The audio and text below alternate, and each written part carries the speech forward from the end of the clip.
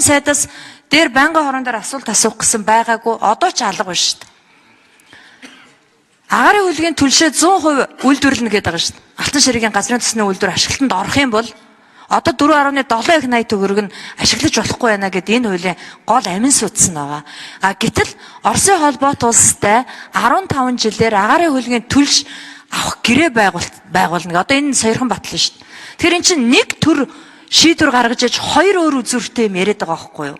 Хоёр өөр юм. Тэгээ Дамжны яам сайд алга их хурлын дарга. Энэ хүн дөнгөж сая энэгээр гүгээ явж исэн. Энэ асуултыг асуумаар байна. За 2025 оны хувьд бид алтан ширээд газрын тосны үйлдвэр барьж байгаа. Газрын тосны үйлдвэрийн хувьд бол 85 мянган тонн одоо 80 мянга орчмын одоо хүчин чадалтай. За өнөөдрийн манай хэрэглээ бол 85 мянга байгаа.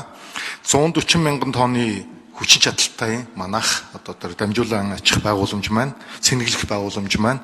Тэгэхээр хилцээрийн хувьд бол бид нэр зах зээлийн зарчмаар нээлттэй өрсөлдөж аль хямдаас нь авах ийм зарчимтай мөн бас Монгол улсад үйлдвэрлэсэн газрын тосны бүтээгдэхүүнийг шууд хамгийн дөрөнд авах ийм зохицуулттайгаар бид нэр хилцэл хийсэ. Шалгаж үзээрэй. Бас хардаж болно. Бодит ажил эх орондоо хэрэгтэй зүйлийг явж байгаа л гэж ойлгох хэрэгтэй байна. Хамгийн сүүлчийн байдлаар таныг Орос руу явахаас өмнө энэ хилцээрийг шүүж үзсэн, бүх юмыг уншсан, тийм заалт байхгүй. Одоо нэмээд ирсэн байх магадaltaй гэж бодож байна. Тэгвэл төр хэрвээ нэг л байгаа бол нэг л зарчимтай баймаар байна.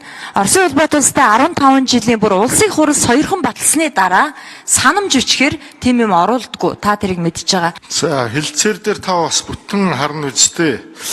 Монгол улсын зах зээл дээр одоо ямар нэг ялгуурлал байхгүй хямдхан бас дотоодын их усрээс авна гэж явж байгаа л та. Тэгээ одоо бид өөрийнхөө дотоодын үйлдвэрлэлийг дэмжих бодлогыг л хийн шүү дээ Монгол гишүүнээ. Тэгэхээр бидэнд тэрэн дээр бол айх эргэлзэх зүйл байхгүй. Сингапурт хямдхан байх эсвэл одоо жет нэгч гэдэг юм уу те бүгд нар хятад ард улсын зах зээлээс хямдханаар орж ирэхээр бол бид нар тэндээс авах эрхээ нээлттэйгээр авч үлдсэн байгаа энэ хилцээрээр. Энэ хилцээрийн хамгийн том давуу тал нь юу вэ гэхээр 36 жилийн хугацаанд Монгол улсыг газрын тосны бүтээгдэхүүнээр тогтвортой тасралтгүй хангана гэдэг хилцээр давхар мөрдөгдөж эхэлж байгаа юм. Хүчин төгөлдөр болж байгаагаар их том давуу тал манай улсад бий болгож байгаа л гэж харах хэрэгтэй. Мөнхөө эслэн гишүүнд нэг мэдээлэл хүргээдэг. Манай газрын тос боловсруулах үйлдвэрийн маань хүчин чадал жилийн 1.5 сая тонн.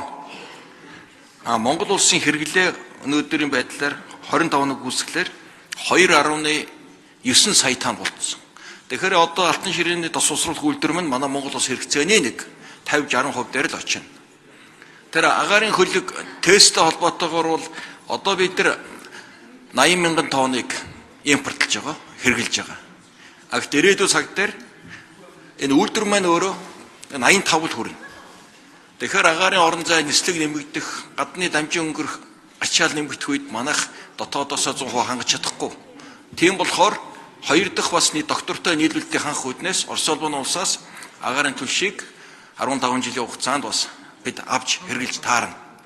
Учир шалтгаан ийм шүү. Энэ өөрөө бүтэн